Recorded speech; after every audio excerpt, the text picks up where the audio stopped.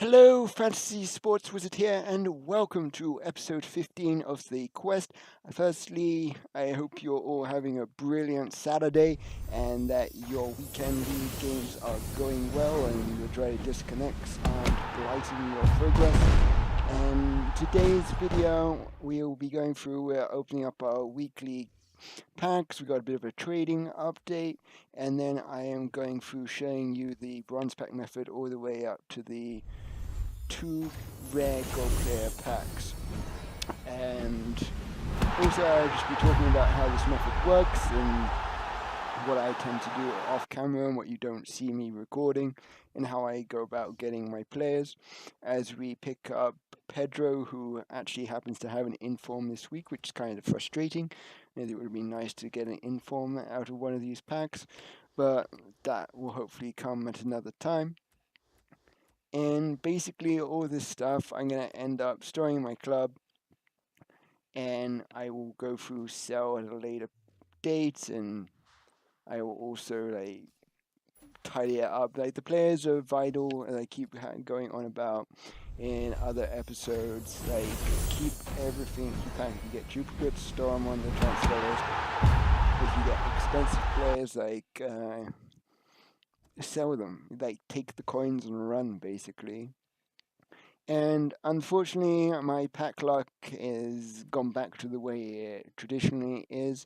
I seem to be getting a whole lot of nothing really that is worth anything. The only thing that is worth is it's just adding value to my club and to the squad builder challenges, which enable me to complete them for free. So this weekly packs was a bit of a disappointment.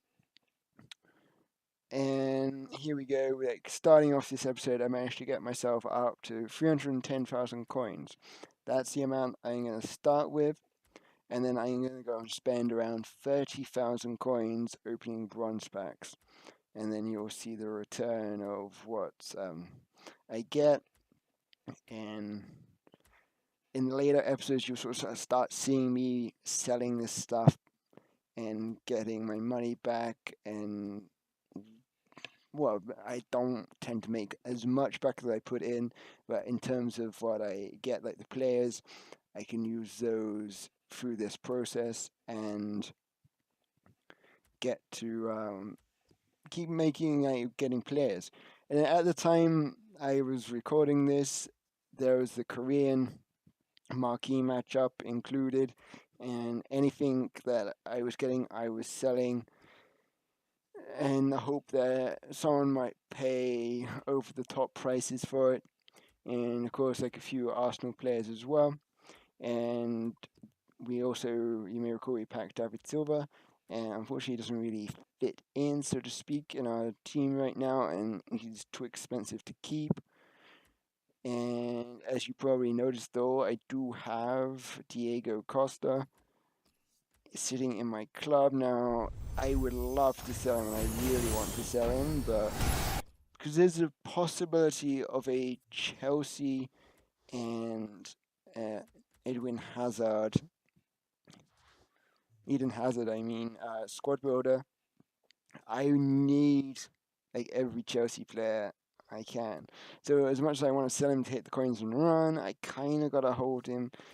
But I really do see Joe Allen winning the October Player of the Month with Eden Hazard if he continues on his form winning November. Now, if he can do that, winning November, it's fantastic. I will get to be able to pick up all the Chelsea players on the cheap, and it will be a lot easier than doing it, say, this month. Now, on screen, you can see me opening bronze packs. Basically, I tend to store every player. If there's a decent player or he looks good, I will check his stats out, and I will go ahead and list him on the transfer list. And if he sells well, great. If he doesn't sell, then oh well, maybe he doesn't sell, and I'll end up just putting him in the club to grind through this process. And what I do sell is I will go to Footbin, and I will sell every squad training item, every like healing card that's worth something, uh, those will sell like for the most part, and their price fluctuates depending on the week. So sometimes it may be better if you, when you open these and you get these, don't sell them straight away, even if it's tempting. Probably wait till the weekend when everyone's playing their weekend league games and they need fitness because they don't want to rotate teams, so they're going to go out and buy fitness cards just to get their teams back up to 100 fitness. And you can see, like, we continue through, like, keep opening the packs, and every player I get, like, you even, like, this is how I've been working my way through, like, the Liga NOS and the MLS Squad Builder Challenges. It's just by opening bronze packs. If I get a one of those players, I will store them, and I will keep them and like put them through the process. I mean, yes, it does have its disadvantages because you do need set ratings, so you do still need to get like those silvers in, but eventually you can pick them up through this process, and it makes it a lot cheaper than having to go out and buy like a 10,000 rated silver for the Liga NOS. And on screen now you'd have just seen that we got a healing card, like the foot healing one sells, the legs tend to sell quite well. The heal all injuries as well tend to sell well. And then I think upper body is a seller, but it's not as worth as much as the others. And then the rest aren't actually worth anything. Like they go for discard basically. So once you've got enough players that you want to use, like we spent our 30k here in this process. You're going to go into the squad building challenges, select the bronze upgrade, start on the left wing position, select bronze, then switch the position to any, pick the league you're going to start with, and just cycle through adding players into the squad and rinse and repeat once you submit. Every now and then you might have to adjust slightly to get the chemistry, but for the most part you can get up to that 50 chemistry without a problem. But even still, like it's only when you get to like the higher up in the process and you're getting out to the last few players in your club that you're having to go through different leagues and they just don't get the chemistry, so you're just needing to switch them in and whatnot. And after all those bronze players, I've managed to return 69 two-player silver packs, so that's like 138 players I'm adding to the club. Now, the downside of this method is you will get duplicates, and it's surprising how quickly duplicates add up.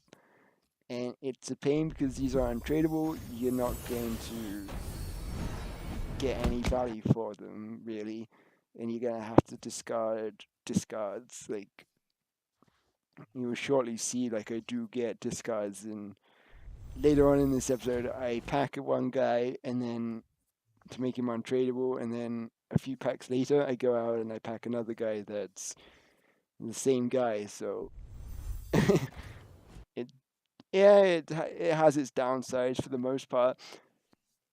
It does pay off though. Like you can see there, you got an MLS player that I actually don't need, but here we get a Portuguese Liga NOS player that I can include.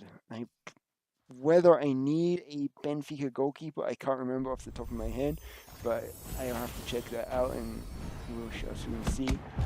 But this pack was like the pack you're looking for when you do this method. I got a Boa Vista player, and unfortunately I got a duplicate right back from Sporting Kansas City, which doesn't really help me out so much. Like,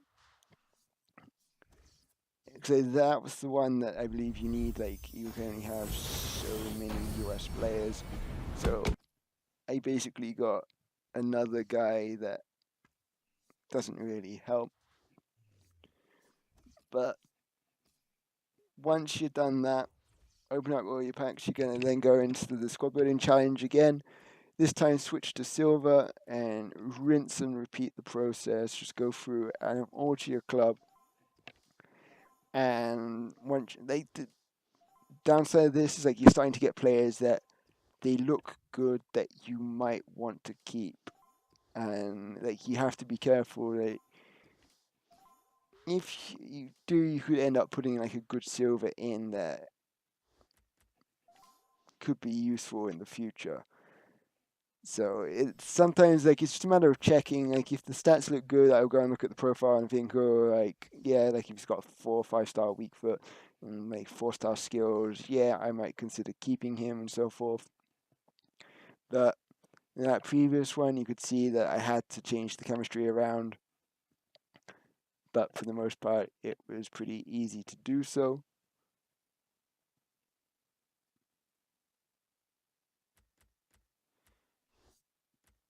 And it just allows you to build up your club. Like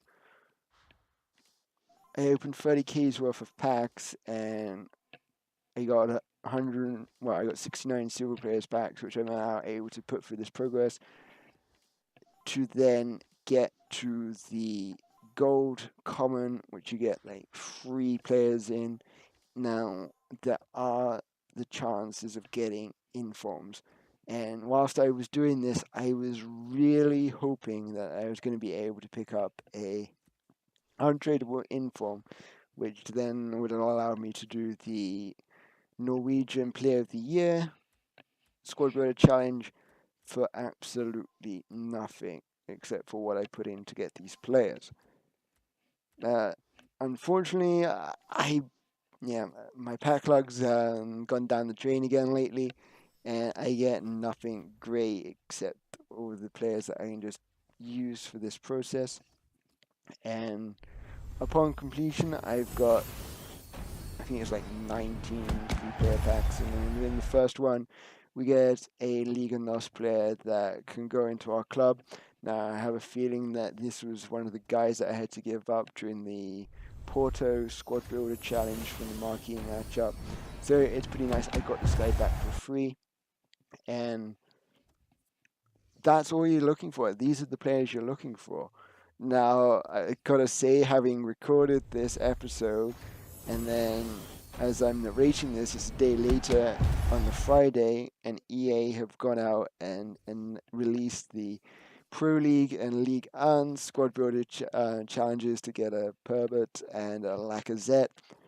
And I've got to say, I'm pretty disappointed because, like, in hindsight, I wish I had kept those players that I have put through this process. But it is what it is. Like, it for the most part, you can't predict what EA are gonna do. And in reality, though, right now, I am not in a position to go out and complete those ones. Everyone is like literally selling their club up right now and flooding the market with Liga and Pro League players. So it has its upsides, downsides, and they're not going to expire compared to the other challenges like the Player of the Month and so forth.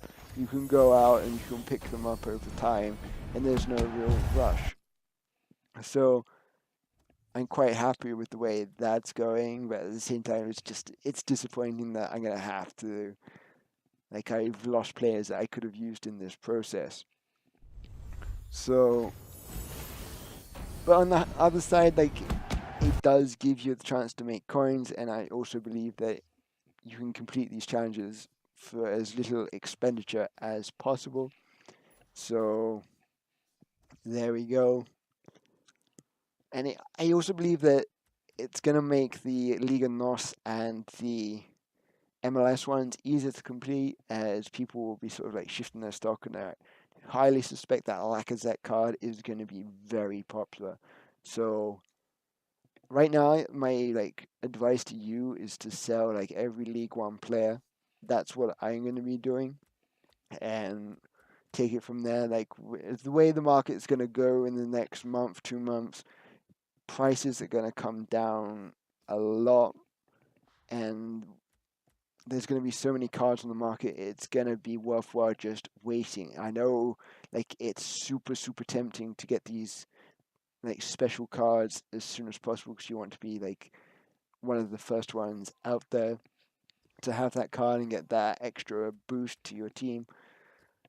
But at the same time, you've got to, like, factor in everything else. Like, coins dictate the market, and if you can, like, have more coins, you're able to react to the market. Like, you can grab deals.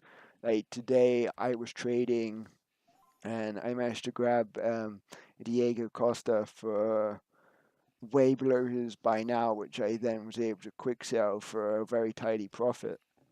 But you will see that in a future video. Now, the downside of, like, when you're doing the gold upgrade is, like, having to find those players that you don't think will be as desirable for squad builder challenges. Like, they got no real use except for, like, being able to be put through this process to get those rare players that you can really build up your club in the hope that you're going to get a super good player. Like, there are people out on this game that I've seen, like, one guy got a Neymar and a Ribery, I believe it was, in the same two-player pack. That is an insane pack. Like, that's super nice. And I mean, from doing this process, you don't get as many because it's, like, super hard. But I mean, even though you could go through, like, a small league and put out bids like 300, 350 coins a day, and you could do this once or twice depending on what you feel like. So you can always keep doing this, and it is quite fun. Like, you never know what you're going to get. From the MLS Squad Builder Challenge with one of the two-player packs, I packed Diego Costa.